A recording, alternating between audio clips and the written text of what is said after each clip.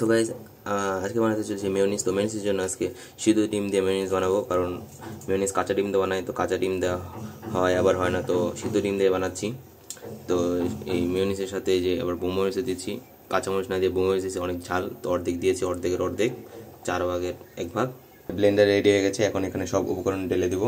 ডিম দিয়ে দিচ্ছি, তারপর বোমরিচ দিয়ে দিলাম, 1 চামচের মতন গোলমরিচ দিয়ে দিলাম, 2 চামচ দুধ, 1 চামচ, 1 চামচের মতন চিনি, রসুনের কোয়া দিয়ে দিলাম, 1 চামচের মতন তেল দিয়ে দেবো, 1 চামচ দিয়ে দিলাম, 2 চামচ।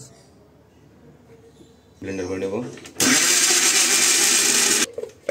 তো গাইস দেখতে পাচ্ছেন এরকম হয়ে গেছে হালকা, তো আরও একটু ব্লেন্ডার করবো। এরকম হওয়ার জন্য আরেকটু তেল দিয়ে দেবো, একটু শক্ত শক্ত পেস্ট হয়ে গেছে, একটু নরম করার জন্য 1 চামচ দিয়ে দিলাম, শেষ আর দেওয়া লাগবে না।